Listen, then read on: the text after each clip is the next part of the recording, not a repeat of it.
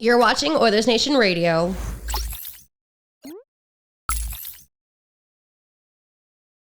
The rumor mill is a swirling. I thought we were supposed to have it right now. Well, it was going to take 5.5 minutes to load the roadcaster, and we wanted to get going. That's because Bag Milk and I were having a meeting before this. Yes. Hear that, listeners? How much do we like you? Not 5.5 minutes. No, we've got very important things to do. We could literally put a time on it. Yeah. 5 minutes of waiting for the air means 5 more minutes until we get nation beers in us on a Friday, and that's just not a price I'm willing to pay personally. We've got to prioritize. Why are you waiting until after the show to get nation beers in you? These are these are for set decoration. Yeah, those are decorative. There's no beer in them. First of all, those should be empty cans. They're full. Of foam. But you guys have all polished off a bunch of cans by now, correct? I still have not got to So drink. the fulls should be replaced by empties by now, and the empties should be, well, the fulls now should be empty. Well, just you because- called And if Jared. I have a few more outside. You're doing After Dark tonight, right? Yes. So you do need one or two for set design. Okay. Perfect. And if they're full or empty in your set, we don't know. Okay. Done. I will Or fill filled it with up. foam like these decorative ones. Yes, these are filled with the same brick material that's in the other studio, Yeah, just one brick. which we're going to be moving to very soon, Tyler. Yeah, this pod is moving to the other studio, and then some shows are moving upstairs. We're doing a whole kind of shebang-ski.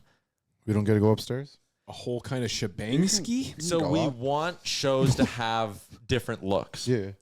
So pre and post game will be out of that room, and O&R will be out of that room, but we want O&R to look different than real life. So real life's going to go upstairs, and then O&E is going to go upstairs, but in a different spot upstairs. So we're going to have 3 different studios. What happens in here?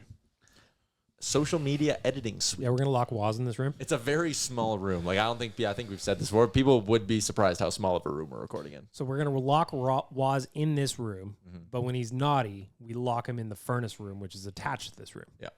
So this is becoming the real life jail from our whiteboard. That's right. Pretty much, actually. Yeah, good. Yeah. There you go. So Liam, you're going to have to live in here as well. With was? Yep. I'm going to have to figure that out. No, And Kennedy, apparently. I think Kennedy and Waz are in super jail right now. Yes. And you can be the guard, but like an old timey cartoon. So wear the key on a very big loop on your belt and take a loud nap just outside the door.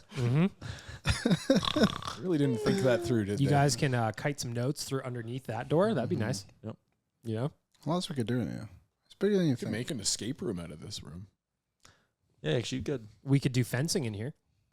Ooh, no. It's not regulation. How? Is it not? No. How big is a Posting. fencing ring? It's probably wide enough. It's not long enough. A Yeah. fencing sword is 35 inches long. So that's about just under 3 feet. So it's 6 feet of this would be taken up just by sword. You is could that not from fence the in here. girth? You get or- one step and... then Yeah, you're- you need more to Yeah, where did they my determine parries. the base was? Yeah, you need to... more parries. Yeah, more parries. So I need more space, I guess. Mm-hmm. You could potentially break dance. That's, Oh, that's like, doable. You like get everything ready Australian and get some dancing. cardboard in here. I actually only fence with daggers. You could have an old-fashioned duel, 2 guns. Listen, Show a close range battle. it'll Lot get of messy. damage. We'll have to put down some like what was that murder show? Dexter, some Dexter like paper all over. Oh, yeah. Some, know, Blunder nobody wants to clean bus that up. Only, though. Only powder guns. We got an Oilers game tonight. We've got what is it? Ring of Honor tonight? Ring of Honor night after the game. We're gonna talk about what? We're gonna talk about that in a second. That doesn't make sense to me. I won't be there. I'll be gone. I'll be in my car going home. Anyway, I got to start off with a delicious debate for our friends at Odd Company. We talked about the beer. Now I'm going to read the ad. We are pumped to partner with Odd Company Brewing to bring you an all-new Nation beer called Nation Beer Everyday Lager. Perfect for the next big game or your next go-to lager. I say there's no bad time for a Nation beer. You wake up on a Saturday. Maybe you rake the leaves that are in your yard. You crack a Nation beer. Maybe you want to barbecue with a Nation beer. Maybe you cleaned up your house and you want to reward yourself. Nation beer. Sorry. Or, as they do tonight, Edmonton will take on Pittsburgh. Nation beer. Or you just woke up. Nation Last beer. Friday of the week. Make sure to enjoy responsibly. Thank Or you. you're Could out be how you raking start your leaves. NFL Sunday. Why not? Helps you make your bets. Bet juice. All parlays look a little more clear once you're about halfway through one. Making sense to me. Got a delicious debate. Tyler Yamchuk, what do you got for us today? Well, I feel a little silly because it feels like we've been doing a lot of delicious debates on this topic. But the Oilers did finally, at least at practice, break up the big guns on the power play. Nugent-Hopkins on the second unit now, Arvidsson and Skinner up. And your delicious debate, I guess, is, do you actually think we're going to see them in the game tonight? I love a delicious debate that is going to be right or wrong within 5 hours of us doing it. Yep. But that's the question. Do you think we're actually going to see this new power play unit tonight? Who's starting? Or is he bluffing? Nobby? I think you will see it. I can't remember another time in the last couple of years where we've put together a different unit and not put them on the ice. Like, obviously, we've always kept those guys together. We've never really had a practice where anybody else is out there. At least reporters haven't told us. I don't see why you'd do it if you're not going to give it a go. So, I see no reason. I mean, yes. I think we're going to see both configurations. I think you're going to start by seeing them do the new thing, and it's going to flame out poorly. They'll get like a shorthanded goal against, and then we'll go back to the big boys. That's rough. I'm not happy with Knoblauch right now, and so that's where I I'm want at. to talk about that. I'll put a pin in that. I want to talk about that in a minute. Yeah, that's a sentence. Liam, how long are we seeing these new trios, or combos, I should say? I think we'll see it because I think Knoblauch would look silly if we're not going to see it. So I think they'll throw it out there. Pardon? Why would he look silly? Well, why would you practice like that if you're not going to... Like, if your power play is at 10%, should you not be practicing with the 10.5, power play? please. So my apologies. Round up. 11. Would you not practice with that power play to get them better? Yes. Yes. Like, it seems silly to do this and not have them play on the Remember when they changed the D pairings and then they panicked? No, after they did about that because 10 they minutes?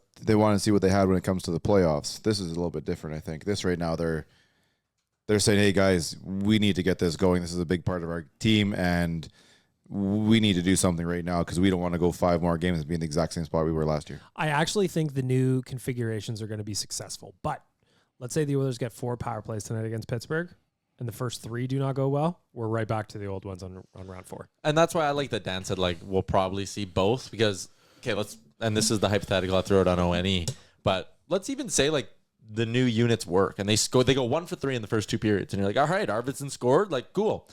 Third period, they're down 3-2, 12 minutes to go. Oilers get a power play. There's no way it's not the 5 big guns going over the boards, right? I don't know about that. Like, you don't mess with something that's working. I mean, it's a decision when you have to. It would be a decision in the moment. Yeah, and that's obviously like a very hyper-specific, very low chance of happening scenario. Who's on the ice before? Who's on the, But, like, let's say they're down 2-0 and they get their first power play in the second period. You're going to tell me Nobby, who, and just like every Oilers coach, this is not specific to him, at every turn goes Connor and Leon back together. You're telling me if he's down 2-0 and then they get their first power play, he's not going to be like, I'll try the new stuff later. Like, go, get us a goal. Come on, you're due. He might. It's like one of those, we've talked about this so many times, and like you said, it didn't matter whether it was Dave Tippett or if it was Jay Woodcroft or it's Kris Knoblauch, having that button just right there, the nuclear, just, I want to touch it. It's hard not to touch it. Everybody wants to sit there and rip on them for it, but you have it. I would use it too. You'd be dumb not to. I think that we're going to start with the new configurations. Yeah. But I will not be surprised if we're back to the way it was by the end of tonight's game. I'd like to see them just say, okay, it's for the game no matter what. I would too. But all at the same time, I would not be terribly surprised if things were going very bad, that they do go back to it. I just don't see things going very bad today. I'll tell you this, though. If they go well, I'm celebrating with 2 nation beers. If they go poorly, I'm celebrating with 4. Do you not think it's okay, though, for him to... I don't agree with you, Rick, in the sense of, like, what did you say then? They should stick with it for the Wait, full... did you say you do agree with me or you don't agree with me? I don't agree with what you I think you said 2 things. Yeah. The first one, I believe, was... Maybe it was the second. If you have it, like, you should just stick with it the full game. You said that, right? Yes. If you've been doing this, I would like them to see, like, just make the decision in the coach's room. Okay, guys, we're trying this new one. This game, 100%. We are not even thinking about going to the other side. I don't care how bad things are, how good things are. This is what we're doing. We're doing this for at least 60 minutes. I think you got to play for the moment, too. Now, if you are, like Tyler said, like, you're in that zone, like, you need a goal, I don't think it's such a bad thing to be like, okay, this is a unit going over, because maybe you can even throw a bit of a curveball to Pittsburgh, too, who have then seen this other unit for, let's just say, 3 power play shifts or whatever.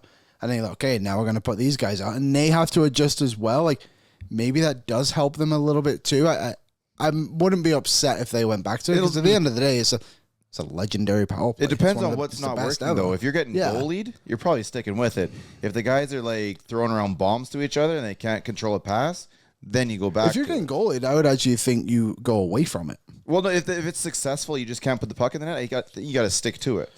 If like I said, if you're throwing around bombs and nobody can pick up a pass and everything being broken up and it looks just disjointed, then you swap it. Another thing too, which I think is interesting with this, is everyone's going to think Arvidsson's going to go to the front of the net, Skinner's going to be the shooter.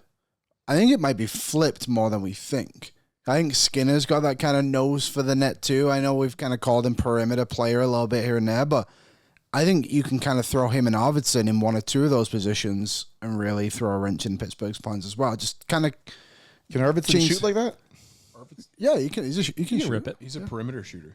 Oh yeah, Yeah, you can rip it. I like him in that one-time spot. It's actually probably the reason I'm most optimistic and kind of The Mark Letestu, we call So what him. exactly do we have for the lines then? So everybody can be on the same Arvidsson, page. Skinner, here. McDavid, Draisaitl, Bush. Arvidsson, Skinner. Although Ekholm was rotating in on that spot. He was. That's fair. And then the other the other group of five was Nurse and Ekholm at the blue line, but with Bush rotating with Ekholm. And the forwards were Hyman, Nuge, Henrique. Interesting. Okay. And I mean, hey, go back to a pre-Connor McDavid time. Ryan Nugent-Hopkins was the power play guy. He was also 12. Still is. True. It's true. Yeah. Remember, like For a I said, long I time wasn't ago. being like Mark Letestu used to be that one-time option from the boards. Right side. He scored, though. shot. He did. I'm not saying he didn't. Right. Arvidsson might score. Why are you judging me? I'm just reporting the news. I I think like that- having a right-handed shot there. I think that's actually the one part of it that has me optimistic it could work. I just hope something works. I don't care who it is, frankly. Fair. Like a guy who costs just under $800,000 is a big right-handed shot winger who might be playing in Vegas's AHL team right now. Oh, I thought you were going to say Puckholzen. Thought you were going to say Broberg or Holloway. Let's just bring them all up. McLeod's got 4 and 4. No, Giddy up. see, and this is what I'm saying. Fogle got a so second last night. when it Oh, comes no. to that, two guys I don't mind the move. Two guys I do mind the move. Obviously, the two that are playing together I dislike. The other two, we swapped McLeod for Savoy. That's a long-term thing. And Fogle just kind of played his time out here. Devin Dubnyk almost won a Vezina. It's true. That is true, yeah. Liam, do you want to talk about Holloway and Broberg tonight? Or Trust Broberg. Muted him in real life as well.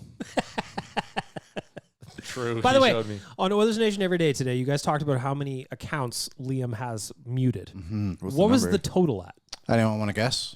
I'm going to say Okay, 100. one question. Go ahead. Double or triple digits? Triple. I'm going to say 115. I know the exact number. I was there for the Okay. pre-production. Sorry. Well, I'm going to You said 117? 115. Okay. 312. Oh, not quite that high. Jay gets 320. It's 259. And wait, and 33 blocked accounts on top of that. So it's more like 280, 290. Yeah. Wow. Well done. Your mentions are Look, quiet. He does not put up I with think shit. I think people took it the wrong way on O&E that like I can't handle the criticism.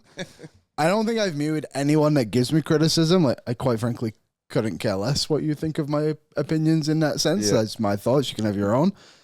It's people like I'll be on there and it'll be my For You page and it's just like all Canucks fans, all Flames fans. Like you can't, you know, when you're playing Yeah. them and I'm just like, I just don't care. I just don't want to see that at all. So a lot of those are just like, they've done nothing wrong to me. It's like, I just quite frankly don't care what you have to say. Yeah, I'm down with it. Yeah. And one of my 13 muted words is Broberg.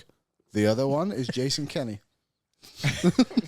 you probably Reality unmute that of one man. now. Yeah, you can take that one You probably away. unmute that one now. Yeah, I could probably I adjust. don't know. That guy in Europe is Yeah, you still know. pretty active. I think we that where he was in start Europe? trimming these numbers.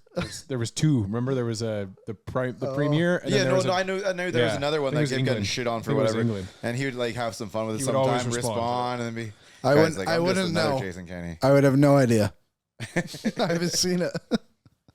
That election was a while ago too. Because it's Notley and Kenny were both on there. So That They is a went- funny thing. Both sides. Yeah, that doesn't give you Yeah. any insight into who Liam votes for. It is I funny. can't vote. It is funny how anybody that hears that you just like walk away from something assumes, well, you can't handle the heat then. No, I Instead just- of just you don't No, I want just to. don't want to hear what you guys are talking When about. I quit Twitter, people were like, "Oh, Dan couldn't handle the conversation anymore." Well, no, I just didn't want to be on Elon's fucking algorithm anymore. That was all it was. But Elon's muted. Also, speaking of things that popped up on the internet, you mentioned you can't vote.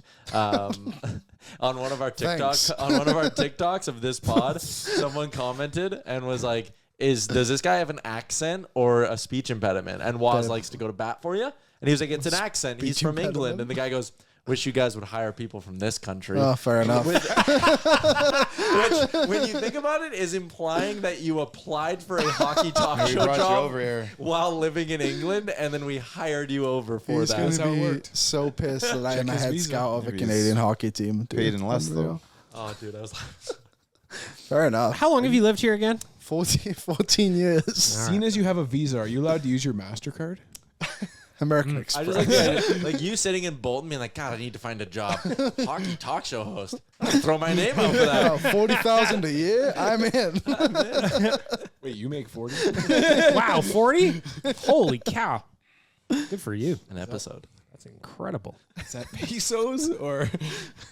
I didn't know we were aggregating our decade totals. Well, that was a wild aside on the pod. Yeah. If you wanna know if you- Congratulations on applying for your job from overseas. Thank you. If you want to know if you're muted, send me a message.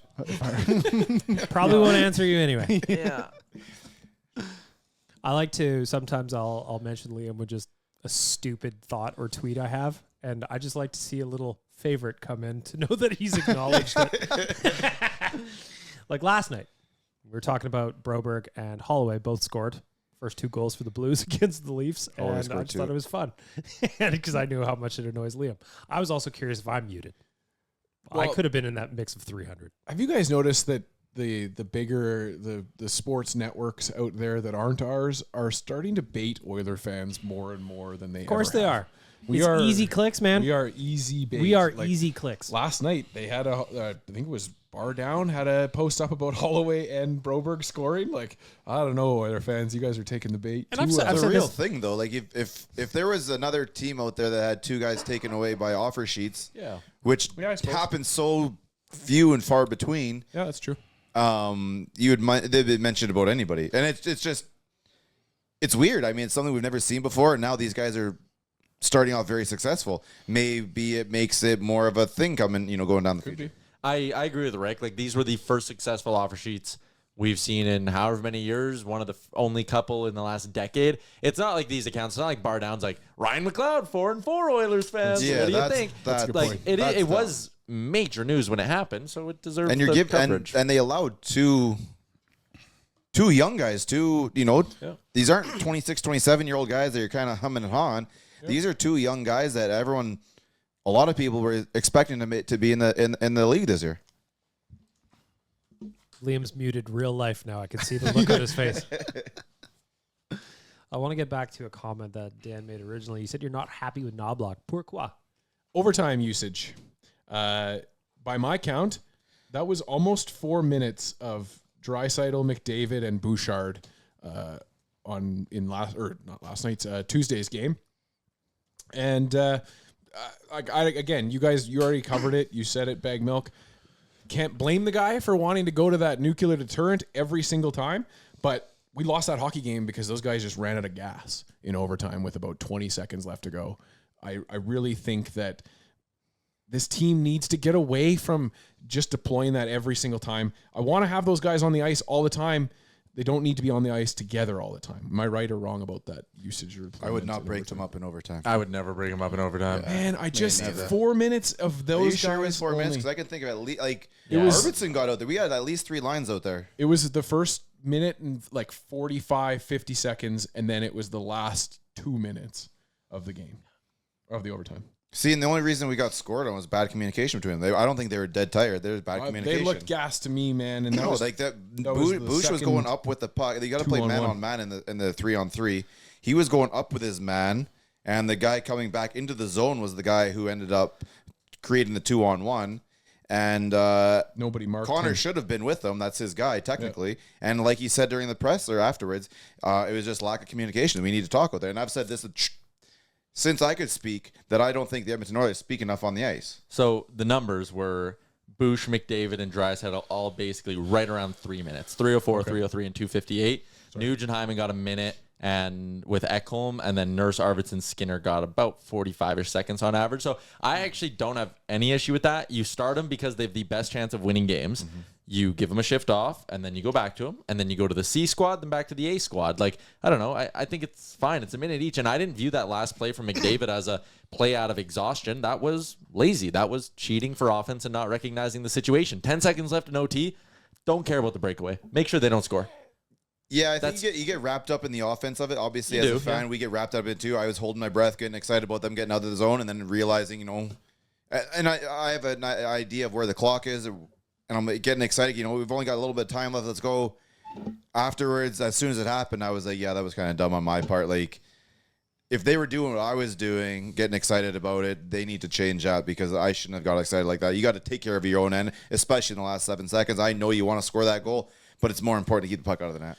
Yeah, I guess I watched that from, I think it was the stretch pass with about 3.5, 4 minutes into the overtime where they stretched it out, or we tried to stretch it out, and then Carolina read it and just swatted it right back into the zone. From that point on, it looked like the Oilers had lost the plot in overtime, and Carolina was running our show, but yeah, fair enough. I was more frustrated about overtime that they couldn't close in that first probably 90-second window. They had so many. That's been our thing all year, outside the first game. The first game was a shit game, whatever. That was everybody. Outside of that, we haven't been able to score. We need to score. We need to score. This team is an offensive team. It needs to produce goals in order to win games. They don't have their killer instinct right now. Like, there was an opportunity. It was a 2-1 game.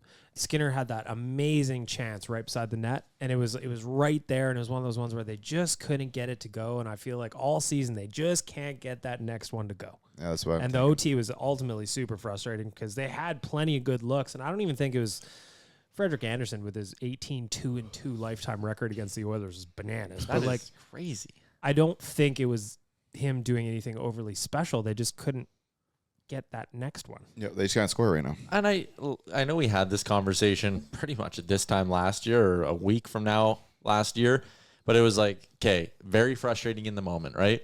But I think if we look back on some of those games last year, it was like, man, they got unlucky. Man, we know the shots eventually start going in for this team. And Gregor said this to me the other day. If they had 15 inner slot shots on Freddie Andersen. Yes, he didn't even rob them on any. The Oilers, to an extent, missed their spots and didn't make his saves easy, but didn't pick their corners. A lot of hitting him in the chest. Yeah.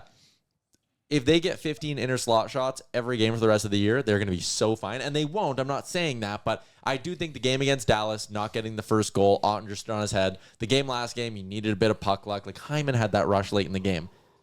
Last year, he converts that thing, and it's he had a game bunch over. of chances against Just Carolina. one more stride out to the outside, and So I just think right now, as hard as it is as hard as it is to recognize it in the moment, they're unlucky, and they will start to get their offensively unlucky. Yeah, I said that I think the last two exactly. games have been really good. Yeah, that's what I said on Low Tide yesterday on 1440 was just kind of like, as much as nobody wants to hear it, a lot of it is you just got to be patient with what's happening because the underlying numbers are good. I know a lot of people don't like the fancies, but like they're really good. And that's going to lead to goals eventually. Right now, the Oilers are shooting under 5% at 5-on-5. Normally, they're around 11%. That will normalize at some point. Mm-hmm. Nobody wants to hear be patient. I get it. But they keep doing what they did the last two games. The next three games, we'll be 500. If they play like they did the last two, although I thought Carolina, their pushback was really strong. 100%. Carolina's a good team, though. Yeah, they are. I just think if they play like they did against Dallas and Carolina more often than not, they're going to win more often than not. Exactly. Sucks in the moment, for sure. Yep. As a bettor, I lost money on it. But I'm not even sitting with the same amount of frustration that I had this point last year. Well, Like and right we don't now, have a house that can come down. Yeah. And then they took down the other one. I wasn't even here. It's rude. But no, I just feel like there's a lot more positivity to their game right now.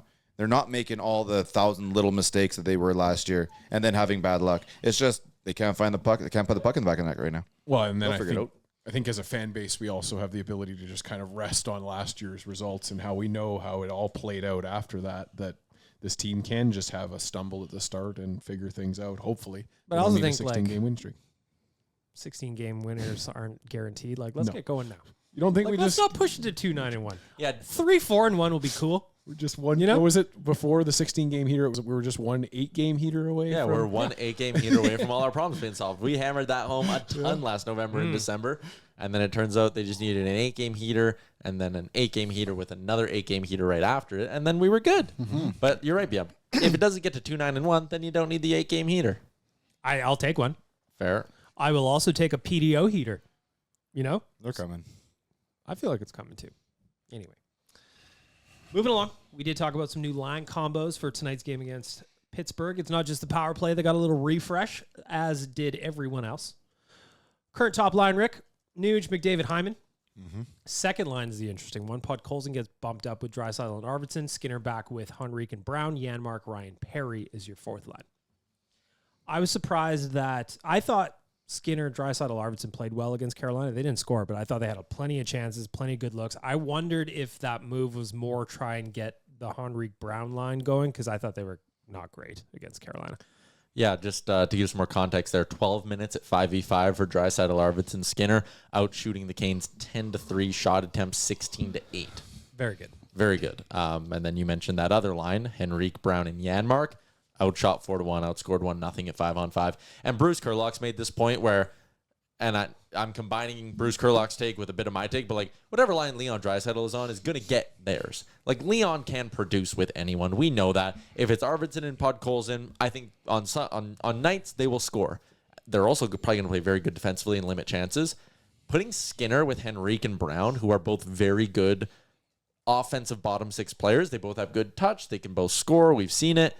Putting Skinner there and them getting super soft matchups on home ice against other teams' third and fourth lines who are not as good or skilled as them, I like that because it gives you a top nine where on any given moment in any game, anyone can step up and be the hero for you. And I'm not quite sure, as much as I like Janmark, Henrique, and Brown, and they were great in the playoffs, I'm not sure if over the course of an 82-game season, that game-to-game upside is really quite there with them. I like it a lot more with Skinner. What about Podkolzin getting lifted up to second line?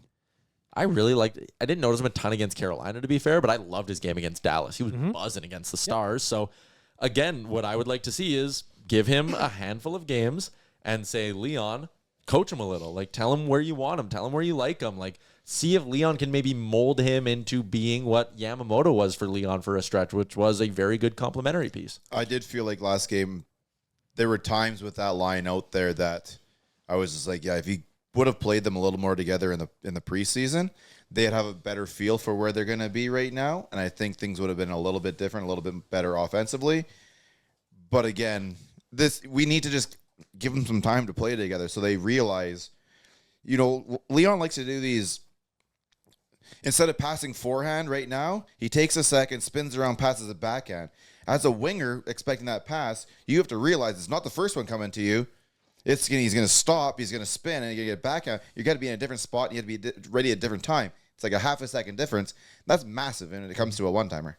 Well, and I think that we're seeing it now with both Arvidsson and then Skinner, not so much. He was better, I think, earlier on. But they're coming into their own team here as well. And I think that's been kind of lost. We talk about Arvidsson being out with injury last year. He's on a new squad. They're on a new team, and we're jumbling them around, trying to get them to play with some of the best players in the world all of a sudden. So there is that element too. I will say for Arvidsson, he's been better since we were on this podcast, and everybody was kind of saying not seen it yet. He's been improving. So yeah, I like the combinations. I think that there's a chance that something clicks here. Piggybacking off the delicious debate, how long they stay together? Who? Everybody. Second period. No, First line for a long, long time. I think the next three, that's up in the air. Okay, can I phrase it differently? Yes. Because they're going to play 3 times by the time we record on Tuesday, which is crazy. Percent chance that they do not change the lines by the end of the game on Monday against Detroit. 15%. No change at all? Like the top 9 is the top 9, we'll say. Well, I guess that means top 12. Yeah. You're right. No one else to put in a row. Yeah. I'll say 33%. Ooh. 15%. Yeah, I'll say 10. Yeah, I'm looking at 10% chance they stay together. I could see nothing changes. Yeah. I could see them beating the Penguins soundly and staying together. So I'll say 25% chance. Sorry. Was the question the percent chance they want to stay or they will change? You didn't like the percent fact chance that they will stay together. Gotcha. So is that also on the start of the game or just like through the game in general? Because I think they'll win tonight, so therefore the lines will stay the same against Detroit. Yeah, don't fix what ain't broken. And then if they lose to Detroit, then they will change them. So therefore I give them a 33% chance of changing. No, you know that's what I mean? because I guess you have to put an asterisk in that too, because Connor and Leon could get out there after a penalty kill. That doesn't count though. What if I show you what's behind door number 3? Will that change Mystery box. This is not that complicated of a question. It's not supposed to be. I think in one of the 3 games that they play in before we record, one of those games, the lines will be changed. So therefore, that is a 33% chance. That makes sense. I get what you're saying. I follow you. Math wise, you're no, right. technically that's a 100% chance. But what is your feeling? That's 100% What chance, chance not do you 33% think chance. that by the end of the Columbus game they will have played together the entire time? Probably 33. Perfect. I don't know. They'll change them by the Columbus game. That's what I'm trying to So say. you're saying 100% chance they change the lines? Yeah. So 0% There you go. chance. Now I get it. Yeah, 100% chance.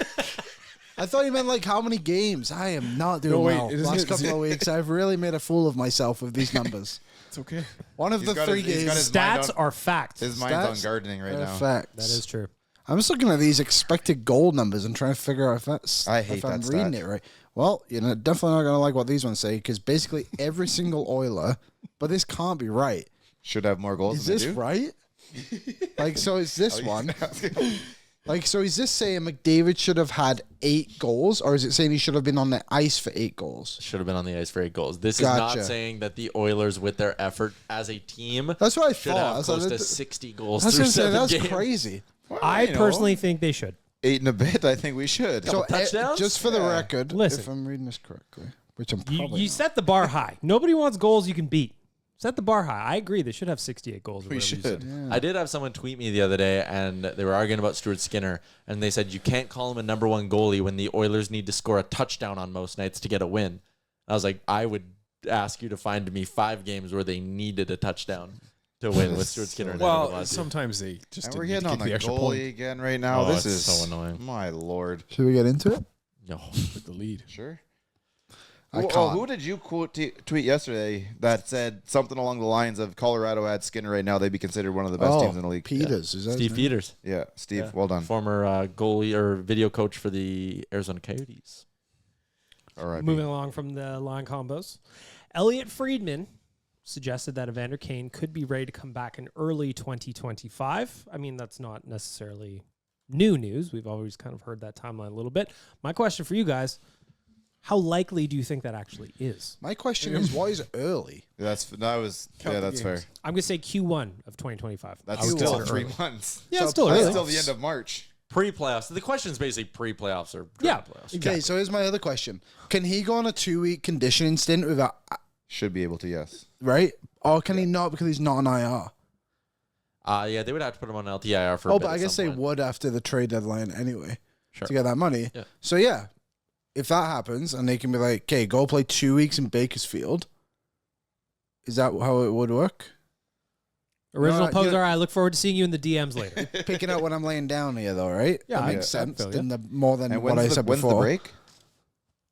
February. February? Yeah, late February, mid to late February, I think. So yeah, if you can push the back to like, oh, he's ready to go for now we're on a break. But also, if Evander Kane did come back, would that be such a bad thing? No. Like, I know you want the money and everything like no, that. it's not a bad and that would thing. be great. But like, if you can add an Evander Kane and people won't like it because the phrase that goes around is like trade deadline edition, it's like you would still have what, like almost $5 million to spend, Ty? Yeah, so you Puckpedia can do tweeted that. today. 5.25 with your venti going down. Bingo. There you go. So you That would is- add Evander Kane, who would be a middle 6 winger for you, Mm-hmm. which would be an upgrade over, In theory, it would be healthy at this point. in theory, Yes. which is awesome. Huge. So you add him, and then you still have $5 million. Keep in mind, last year you added Henrique and Sam Carrick in that trade for I think a combined like just over 3, right around Yeah, there something at like least. So you could still add potentially 3. Or they did have 3 players we under add- $5 million last If year. we with add Stecher. Kane to this and a $5 million right-handed defenseman, I'd be more than happy. What if he was $2.5 million because you retained on it, and then you were able to get another player like a Oh, I another dig that. I forward dig or that. But yeah, something? he's a $5 million defenseman. If you want to get some retaining in there, 100%. Why do you have Eric Carlson on your laptop? Oh, stop this. Tyler. No, it's not. His computer. No, It's not what it seems no, like. Mom, it's a pop-up ad. It is not for trade-related reasons.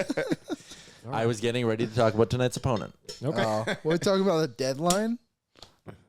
Sorry, I'll look up Ivan Provorov now then. Look, I like the name you said the other day, Gavrikov. Lefty Ellie- that can play on the right. And LA's got to be stinky for it to happen, and he's not a puck mover, so he won't work well with Nurse. that's fine. Ekholm can play with Nurse. Before we talk about Bouchard. tonight's game, Tyler. Yep. Our boy, our man, Connor McDavid, he was asked about the Four Nations Cup. We mentioned a little bit earlier. He said, who should be the captain? He said, without doubt, should be Sidney Crosby. Crosby was asked about playing with McDavid at the tournament, and I quote, for him not being able to play for Canada for a long time and coming so close and it just not happening, I think he's got to be really excited. I'm really excited. Playing against him all these years, it'd be much better playing with him. Just to see the best players in the world going head-to-head and being able to play with some of them, that's what it's all about. So just really excited as players, and I think the fans too, for what we're going to see. So I'm looking forward to seeing. I mean, Sid's older now for sure, but like I'm excited to see it. I like Still how Sid. every reporter who was in that scrum rushed to tweet that out, and I was reading them all. I was like, "Whoa, Crosby says, or McDavid says Crosby should be the captain." I was like, "Were we thinking he wasn't?" That is perhaps the dumbest question out there. Yeah. That could be the dumbest question Connor's faced now. Oh, I don't know. I understand. There's a lot of there's a lot to go into that. However, It's Sid. it's always been this way. In 2002, Mario was captain. Right? There's so many guys you could have made captain, but it's like a seniority thing. It's Sid till it's not. Yeah. Yes. Yeah, it was always going to be Sid. Yeah. And like it or not, when Sid's done with it, then it goes on Connor. Looking at the roster predictions we had at the start of the month, the only one that should probably even be in the conversation is not in the conversation based off seniority would be Brad Marchand, right? Yeah. Yeah, to a point, but like if Sid's there, it's still Sid. But that's what I mean. It's Sid. Like I don't even think Connor is Oh, part of Connor it. is number 2 in line, without a doubt. Not even close. No question about it. Yeah. If Sid doesn't play, then it's Connor. All right. There you go. Tyler, you want to talk about tonight's game versus the Penguins? Let's do a couple of keys to victory, and I want to know what you want to talk about there, Apparently, he's going to Carlson. talk about Eric Carlson. So Josh Yohe, who covers the Penguins, he's on the road trip. He tweeted like a bullet point thing on everything going on around the Penguins. Tristan Jarry was sent home. They told him to no longer be around the team Why? because he stinks. Which is Like, sucks for him BO? to come back to Edmonton and not be able to be kind of in it.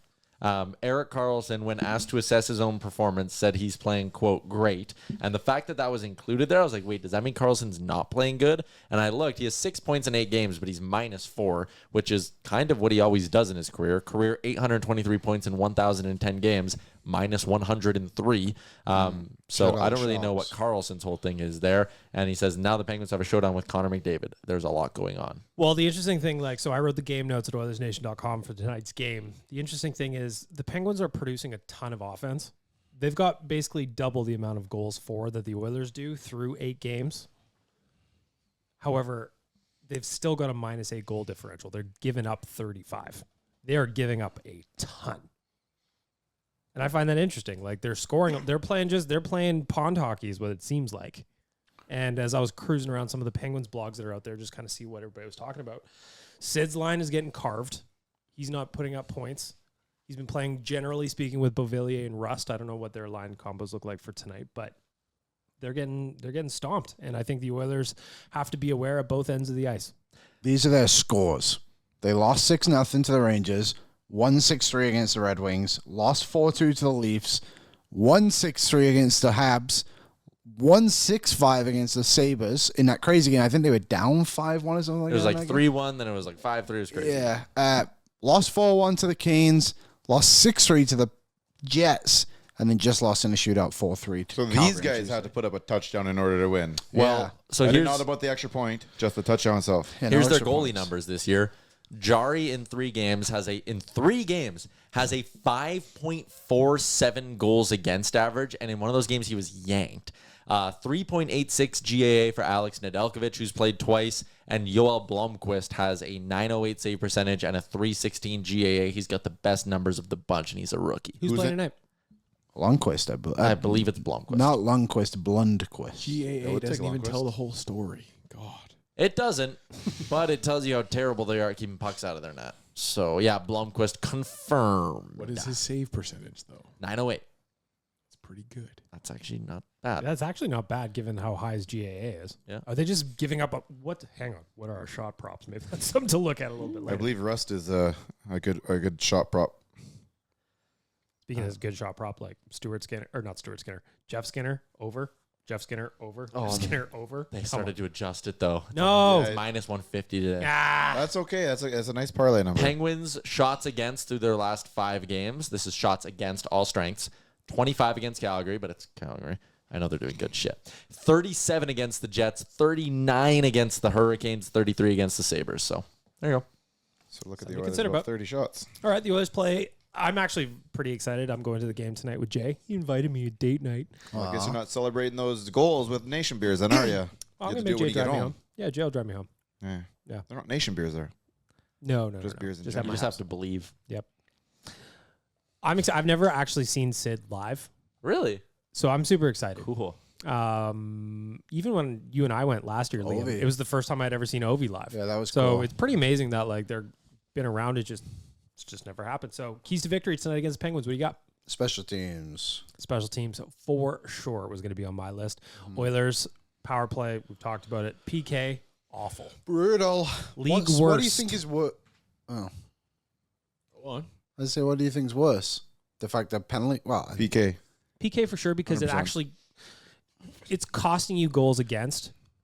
Like yeah, I think. I mean, they're just both as bad as each other. You can't score to counter the penalty kill. and the penalty kill when the penalty kill's a coin flip. Yeah. Like boys, we got to dial it in. But this team should be power play merchants, and they're not even that. Yes. So that's where I say power play's worse. Special teams just in general, I think key to victory tonight. Both sides of the coin both have to be better tonight. What do you got, Rick? Yeah, I stick with my 5-on-5. If we win the games 5-on-5, we should be okay in the end of the day. Your power play will, like we said with our offense, we'll figure it out.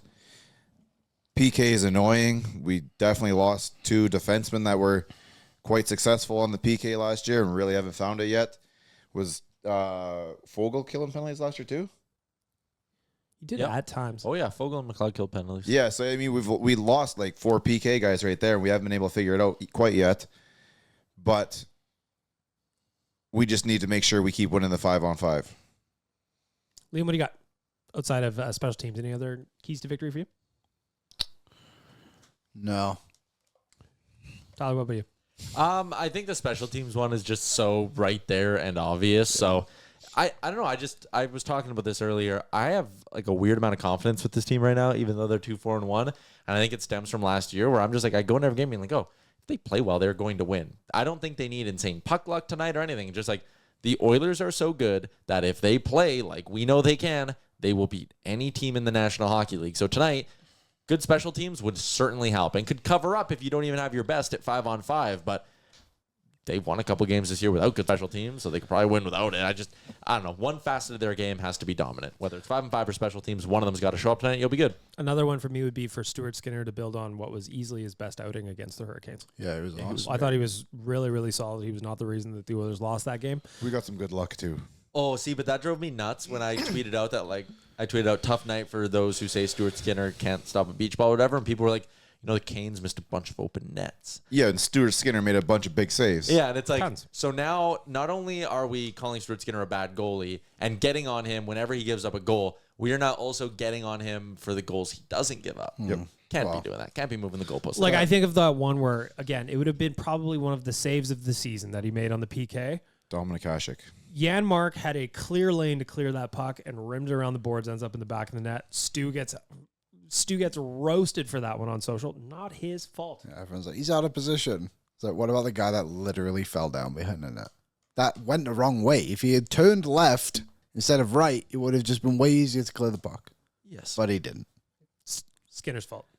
Damn you, Jeff and Stu. Mm-hmm. I saw who posted the lineup yesterday on Instagram. Oh, with Stuart Skinner as our third line Stu left was winger? He was playing double duty. Good for him. Everyone's always said Darnell Nurse should be tried as a winger. How about Stu as a winger? Nobody's thinking about it. That's a big body to put in front of the net. Mm-hmm. He's going to wear his goalie pads, though. Like in soccer sometimes when they send the goalie down to the other end. Yeah? Mm-hmm. Never works, but we'll try it. Hey, Sometimes. Mighty Ducks rare. 2. They swapped goalie equipment. Mm. Knuckle puck from the far blue line. In. Something to think about. Set it up on an email and send it in. Mm-hmm. Any other keys to victory for beating Penguins? Shots. Can I say respect the blue lines? They've been giving them up at the blue lines again. Do be It's driving loving me that. nuts. 3 feet both sides of the blue lines. Stop it. Anything else? No? Excellent. Jay Woodcroft, he spoke. He emerged Really? from his hole, wherever he's been, collecting checks, hanging out. That's what I'd be doing, spending D. Cates' money, doing whatever he's doing. When asked about his time, he hasn't really spoken a whole lot, so bear with me. I got a couple of quotes here from Woody. When I look back at the whole, not just a 2-week window, which was obviously the horror that got him canned last year. Not just a 2-week window, and I think that's how you get better. Are there moments that you might, with the benefit of hindsight, do something differently? Of course there are, but that's hindsight. You're able to look back at it with a different lens. As the coach at the time, I felt we were 90% there. I felt that the team was really ready to take a step. I didn't get to see it through, but I saw lots of good things from a lot of good people, a lot of leadership. I saw a lot of role acceptance, and I saw a team on the cusp. The team ended up going on to do some good things. That's a credit to all those players and the staff who were able to get it done. Just any thoughts on what Woody said there? It's very magnanimous of him, to be honest. He was Not wrong. took the high road. Yeah, I mean, I wouldn't expect anything less from him, though, to be went honest. on to go do great things, and I think Woody's fingerprints were still kind of all over it. And I think a lot of the people who were getting on Woody for things at the end, and I know last year one of our big debates was like, would they have turned it around with Jay Woodcroft? And it's like, Yes. I still stand by that. Yes, they would have, because what are we seeing right now is the Oilers struggle. Knoblauch is doing the exact same things Jay Woodcroft is doing, and the penalty kill sucks, and the power play isn't doing good. And it's like, where we're sitting right now is very much so a carbon copy, because They're not being coached to do those, make those mistakes. They're making So, those mistakes on the Should ice. The guys we have skates on. fire Woodcroft or Knoblauch and bring back Woodcroft? Still on payroll. If I look at the Oilers right now and say they have the best chance in the league of winning the Stanley Cup, and they fire Knoblauch and bring back Woodcroft, I'd still sit here and say they have the best chance of winning the Stanley Cup. Yeah, I don't think it's firing. I'm trying to figure out the word where you just kind of swap and Wife swapping. Yeah, something like that. Pretty sure. Only in Utah. What about that guy? That's why he didn't pick up another job yet. 'Cause they're like, hey, listen, if the season waiting. doesn't go well next year, don't take a team this year. Take the year off. You're getting paid anyways. Yep. And if things aren't going well by November, we'll just swap you guys again. You know that show where the guy has like 5 wives, Sister sister wives. wives? Yeah, What if yeah. we just did that? Familiar. And however sister we're- coaches. Listen, Switch them around. I can think of an example of where the Oilers were really successful with 2 head coaches. We should probably go back to that. Right? Honestly, why Liam, not? were you around? Pat Quinn, Tom Rennie? No, the before dual my time. headed. And, Well, of course, you were still in England waiting to apply for the job. Who did Mac T fire? And then when they named his Kruger assistant, went to he himself. was like, I'm coming back down. I'll fix this. Yeah. I love Mac T. I loved when Mac T was on the bench supervising Todd Nelson. That was my favorite era. Yeah, that's why it was was just great. Like, what is going on? Bring It's Todd awesome. back. Bring Mac T back. It's his. He's already going to be at the building tonight. Be there a long time. Time for Hitch. Oh, yeah. Bring Hitch back for like practices. I think Hitch is probably Hitch likes to yell a bit, right? Yeah. Yeah, Hitch is only in the dressing room. Zoom him in even. Ryan Reeves' impression was like, fuck you, Revo. I would love to hear some Oilers give their Hitch impressions. Remember that when this was just kind of old Twitter when it was a lot more fun when Ken Hitchcock got hired and everybody on Oilers Twitter changed their avatar to a Ken Hitchcock picture. It was so much fun. Yep. Yeah, that was good. Anyway, shout out to Hitch. Could be coming back anytime now. Before we get to Ask the Idiots, our old friend Kailer Yamamoto placed on waivers today. Farewell. I thought he would gain some traction in Utah, to be honest. I was a little bit surprised, but again, admittedly, I haven't been paying attention. Yeah, I hoped he'd do well. I thought he would just find they were an up and coming team, a young team. I thought he would maybe find a place to gel there. Guess not. Do you think he ends up anywhere? Nah. What's that farm team called? Tucson. Yeah, he'll go there. Yeah. Although he makes no money. Like, maybe somebody would be like, he's 26. We need a full-time guy. Injuries. I don't know. Tyler says no. I mean, probably not, but who knows? Maybe Henderson will take him. Oh, finally, we can see what Lavoie Yamamoto looked like on a line. Finally. Boys, it's time to get to Ask the Idiots questions for our friends at Great Clips. More than 4,400 hair salons throughout the United States and Canada. Great Clips is the world's largest hair salon brand and official hair salon of the NHL. Salons are locally owned and operated and open 7 days a week. Your time is valuable. Use the Great Clips check-in app. See the wait time. Check in on your phone. Get your haircut when you want. For more information, check out greatclips.com. Great Clips is going to be great. Dan just had to go to his appointment.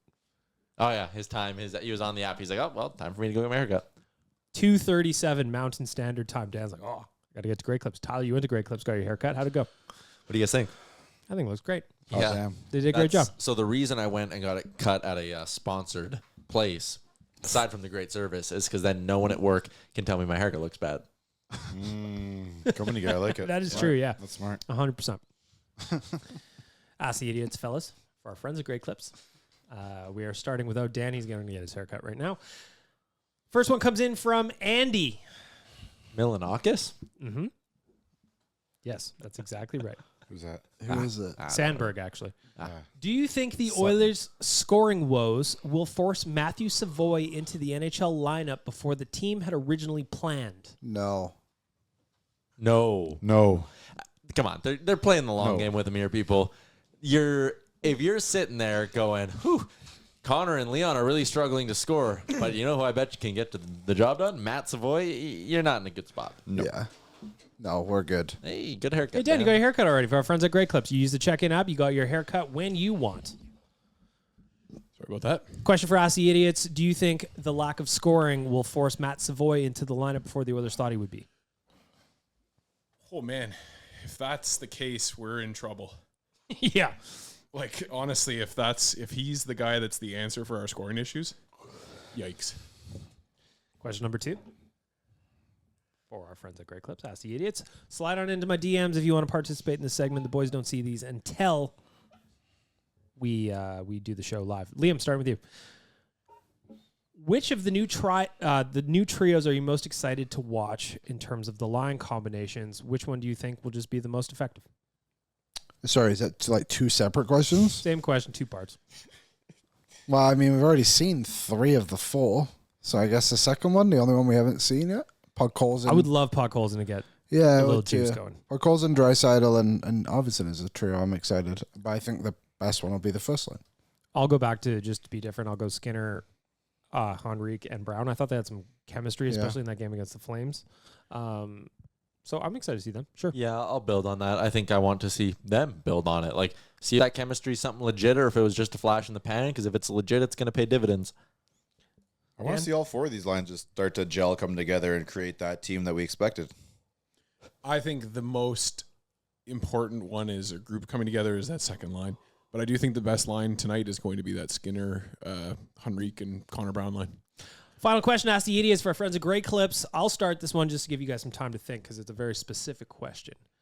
Outside of the Whalers, okay, the Hartford Whalers, which is the best defunct hockey logo? The best defunct hockey logo, so meaning a team that just doesn't exist anymore. I'm taking it off the board, the Minnesota North Stars. That's a good one. I really like that logo. I still like it whenever it comes back around in wherever it is. Logo plus colors and everything, the whole Sure, we can kit and expand. caboodle. Yeah. Nordiques. Nordiques were choice. good. The choice. no Solid. I don't like the fact that the Nordiques are just so much blue. That's my only issue with them. I'm going to go with the California Golden Seals. Very nice one. With the teal and yellow kind of combination. I just like wacky combos. Tyler, Liam, you got one that stands out to you as a defunct logo. You go, damn, that's sharp. I mean, do the Coyotes count? Sure. Oh, The Kachina? Oh. That would be the my favorite Kachina. one. fresh. Well, I just fresh to found cut. the Kansas City Scouts. That's a pretty cool logo. Yeah, the Colorado Rockies, when they were an NHL team, had a cool logo. They had a cool too, logo too, yeah. and a pretty sweet color scheme. So I And then they kinda like became that one. baseball team after And they that. became the baseball team. Correct. Man, what did Good the, athletes. What did the 1918 Detroit Cougars wear? Actual cougar, I believe. It was probably the back in the day of like colored sweaters, Yeah, Yeah. stripes maybe. yeah. See you at someone's OTR. daughter definitely drew that logo. Oh, that's heinous. What about some It's other the D ones in the NHL logo. coming up? The that's not Atlanta Flames is one that we haven't covered. No, I was never a favorite of that I one. was gonna say, could you imagine one of us choosing that? The Atlanta Thrashers is a defunct logo. That was kind of fun, maybe. You can actually pick the what they're going to do. The third Atlanta team, they will be defunct in pretty much no time. So you Yeah. can pick them too. My brother-in-law likes to show up at the outdoor rink in his baby blue Ilya Kovalchuk Thrashers jersey, the one that says Thrashers down the arm. It kind of goes hard. It ironically goes hard. Very, very nice. So there you go. Ask the Idiots for our friends at Great Clips. Great Clips. It's going to be great. Check them out at greatclips.com, everybody. I recommend that you do. Got a little betting talk to get through here, fellas. We've got, of course, our boys taking on the... Oh, good. I closed my sheet again. We've got the boys taking on the Pittsburgh Penguins tonight. And as always, we're going to play Guess That Line. So I've put together just your standard bets on the evening. Trying to guess that line, see how we can make a little bit of money here together. The betting segment is brought to you by our friends at Bet365, of course, proud partner of Oilers Nation Radio. Open an account with Bet365 today and bet on a huge range of markets, so whatever the sport, whatever the moment. It's never ordinary at Bet365. Use the promo code NATION. The promo code is NATION. NATION. NATION is your promo code. Put your thinking caps on, boys. Starting with the money line. Oilers heavily favored. I'm going to give you the Penguins line. See if you can match it up to what the Oilers are. Again, heavily favored on the money line. The Penguins are plus 180 on the money line. What's your guess, Rick? Let's go minus 210. Tyler? 220 minus, obviously. Liam? Minus 215. Minus 190. Tyler is ding ding. Big win for Tyler, minus 220 Oilers on the money line. So they are heavily favored. The sports books, the betting public feel like the Oilers have this one. They are at home. Interesting, 2-4-1. How about the puck line if we're getting a little greedy? A little tastier bet. So that means the Oilers have to win by 2 goals or more. Plus 140? Liam's coming in at plus 140. Minus 120. Minus 120 for puck line, says Rick. Tyler, what's the puck line? Yeah, like even money. Even money for Tyler. Dan, puck line. Plus 160. A little juicier than even money. It is plus 115 for the Oilers on the puck line. Well, that is a very well-paying goal. I think I actually like that line. I'll probably be doing a little dabble there. Yeah, that is a really nice goal. That extra goal really means a lot. Yeah, no Money kidding. line from minus 220 to puck line to plus 115. Yeah. Damn, Daniel. To cover the spread, the Penguins plus 1.5 is minus 135, in case you're wondering. Over-under for tonight's game is set at 7 total goals. Really? 7 Wow. total goals. Tyler, the over and the under are a match on 7 goals. What is that line? So it'll be minus 110 apiece. Correct. Minus 110 for the boys. Sure. Minus 110. Minus 115. Minus 125 is your answer. On both the over and under. Mm-hmm. They're both minus 125. I was Yep. right. When I was putting it together this morning, yeah. Lines, of course, do move as the day goes along. I did start this morning. Have they moved? Yeah, a little bit. The over is plus now. Is it? Yeah, plus 105. Expecting some goals since I started prepping the podcast here this morning. 7 though. Wow. The Penguins are averaging 6 against by the sounds of it. They have a score 6 or lose by 6. So They need to score a touchdown every time. yeah, they do. Maybe we even jack that And over under up a little bit. Yeah, kick the extra go to point. 7.5. Anytime goals. I'm going to give you the 3 names, and I want you to put them in order of who has the juiciest odds. Highest paying. Highest paying to the lowest of our 3 friends. I have got Leon Draisaitl, I've got Connor McDavid, and I've got Zachary Martin Hyman. Rank them. Juiciest odds, the one that's going to pay you the most, Tyler, down to the least. Draisaitl, Hyman, McDavid. McDavid 1, Draisaitl 2, Hyman 3. So Hyman will get you your most money. Then it's Connor. Then it's Leon. Put them in order. Liam and Dan, what do you think? McDavid, Hyman, Dry. Hyman and Dry That's- might be tied. That's where I was No going to go. ties. No David, tied? Hyman, Okay. Dry. Currently, you're all wrong. It is Draisaitl, Hyman, McDavid. Draisaitl's plus 125. Anytime goal scorer, Hyman's plus 115. McDavid plus 110. There you go. If you want to make a little money, Fade us. fade us, join us. Take all 3 of those. The over. That's fair. Any bets and you the guys are money liking line. as we're working through the betting segment for our friends Bet365? Yeah, Connor McDavid historically has really beaten up on the Penguins. Oilers have won 6 in a row. I think if you just want to do like a not crazy juicy, like Jay had a 14-1 parlay, a nice simple one is just Oilers money line, McDavid 2+ points, plus 105. Boom. Do you want to know? You might want to put on a Leon goal there. They're going to be I said I'm keeping it simple. Skinner Point, plus 105. Stu? Jeff? Or Stu? Trying to find my numbers here. Stu is playing wing tonight anyway, so you never know. If you want to know how dominant Connor has been in the 13 head-to-head matchups he and Crosby have had, Connor McDavid in those 13 games has produced 9 goals and 18 assists for 27 points, while Sid has 3 goals and 4 assists for 7 points over the same 13 games. It has gone all things McDavid in that head-to-head. There you have it. We're going to wrap up the podcast with some hot and cold performers and then a score prediction as always. This is for nationgear.ca. Go over to nationgear.ca. Get yourself something to beautify your torso. I suggest you do it.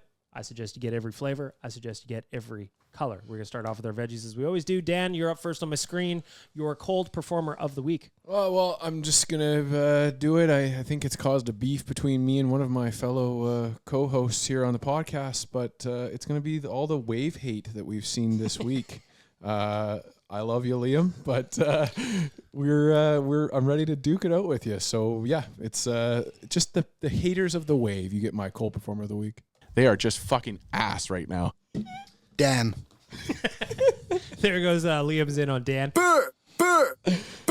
Aaron and I are gonna duke it out tonight on After Dark. We've planned it out. Tyler, your cold performer of the week for nationgear.ca. The Golden Knights, because they made a really good signing of Shea Theodore, and now next summer they're going to have $22 million to just spend in free agency with a pretty complete roster. They need a goalie and then whatever else they want to add with the rest of the money. So that's concerning.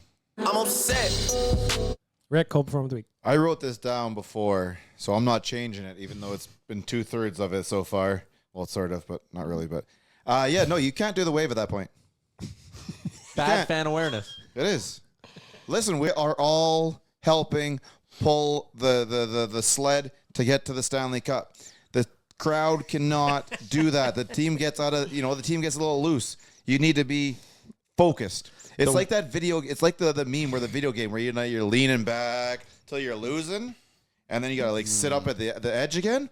When it's that point of the game, we should all be sitting like this and making sure we do not lose at Madden.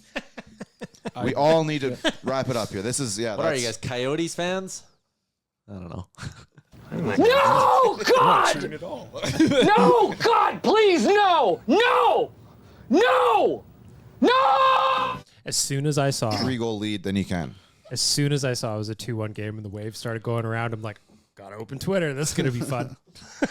I thought it was always so funny to me. We talked about it already, but the cold performer of the week is the special teams. They upset me, and I know how much better they can be, so it's annoying, and I hate it. Why are you the way that you are? I hate so much about the things that you choose to be. Finish it off with a positive for nationgear.ca. Rick, you're up first. This goes to the NFL. And because last night we saw something we see in the NHL happen a lot, referees miss a call. What happens at the end of the Sam game? Darnold's head almost got ripped right off. What happens at the end of the game? One of the writers, and I don't know exactly how they choose or if it's just one or whatever, but an official has to sit there and get interviewed. And his answers are whatever his answers are, but at least they had to sit there and face some accountability afterwards. The NHL, they hide their guys in the background. They make their terrible calls, and you skip them out on a bus when no one's looking, and have some accountability. It'll make your fans feel much, much better. What did he say? Yeah, what did he say? Oh, he said, nope, I didn't see it. Yeah, I don't know how. Like, the picture is terrible. The picture is right in front of him. amazing. He's He's just, like, like, his back staring was right to at me, it. so I didn't see it. The ump had 2 players in front of him. He couldn't see it. And then the reporter's like, well, did you guys talk about it afterwards? Like, yeah, we definitely talked about it because obviously all the Viking fans were, hey, what happened? So with all the players talked about it and all the officials, they talked about it and nobody saw it clearly, so they had to just kind of go with what they went with. The best part was the Rams player literally reacting to him holding the face mask, being like, Yeah, he's got his hands on his head. Penalty. Did you see what he tweeted today? No. Because someone's like, you can literally, he's got his hands on it, like, expecting to get called. He's like, no, it was so loud in there, I was putting my hands over my ears to block out the noise. Yep, that was quite the way to end a game. I thought all scoring plays were reviewed in the NFL in the last Only 2 minutes. touchdowns. Yeah, they are. That's not a, you can't review a penalty like that. But you can review some other things, which is absolutely stupid. But Worked that's out not- great. Put some respect on my name. I just say win earlier. Well, 2 losses in 5 days, not ideal. Tyler, you are up next. Hot form of the week. Waz for getting his Derek Ryan jersey signed a second time by Derek Ryan. Now both the 1 and the 0 are signed by Derek Ryan. And Debbie Ryan even responded on Twitter being like, thanks for being his biggest fan next to me. Hilarious stuff. Pour it on! I actually had the exact same thing down for my hot performer. I think Waz's bit with DR is hilarious. Now we're trying to push him to see how many signatures from Derek Ryan can he get on that jersey. We got both numbers covered. We got a clean logo on the front. There's plenty of space. You got to Shoulder remind them, numbers too. like it or not, there is a finite amount of time to get this done. We have work to do. I'm doubling down. Waz getting Derek Ryan's signature again. He's a hot guy. Liam, hot perform of the week. Well, it's actually exact the same as it was last week. The Detroit Lions have beaten the Minnesota Wild. The Wild? Wow. Vikings. Cross sports. Quite easily, actually. Never in doubt. Quite easily. So, yeah. Quite easily. Sitting pretty top of the division. Go Lions, go. Quite easily. They've done studies, 60% of the time, it works every time. Could you imagine being a Bears fan where things are always terrible for you? Right now, you're sitting back when we're 4-2, loving life, and then realizing you're in last place. Womp womp. Yeah, fraudulent. Nation Dan, you're up. Too. I'm going to give it out to Connor McDavid. Start of this season, I just did it quietly. Didn't think I could actually do it, but I've given up ketchup thanks to our captain, and I'm enjoying it. So ketchup and Connor, you're my hot performer of the week. Boy, that escalated quickly. Very overrated ketchup. Yeah, I'm more of a mustard guy, but I still do enjoy ketchup. I had myself a Costco dog the other day. I put both on there. I'm starting to learn the value of different sauces. Barbecue and hot will cure all your ketchup needs. We'll wrap up the podcast. Game tonight. Score prediction. I'm going 12-1 Oilers. I'll say 5-4 Oilers in overtime. 4-2 Edmonton. 4-2 Edmonton. 4-3 Oilers loss in overtime. You guys do your 4-2s. It's unbelievable. Can you change it up sometimes, please? Thank you. There you go. Fresh podcast. Oh, bonus score prediction for Sunday against Red Wings. I'm going to go 6-2. I'm going to guess 4-2. 5-1 Edmonton. Yeah, no boat race from 6-1. 4-1 Edmonton. What about Columbus on Monday? 6-1 I'm going to assume 4-2 again. I'll say 5-4 again. Monday's 4-2. 2-1 Oilers. Have a great weekend, everybody. What's up, Nation citizens? If you like that video, then you need to be subscribed to the Oilers Nation YouTube. Podcasts, live shows, exclusive interviews, and analysis. Everything you need from your favorite voices at Oilers Nation. And you don't want to miss any of it, so hammer that subscribe button.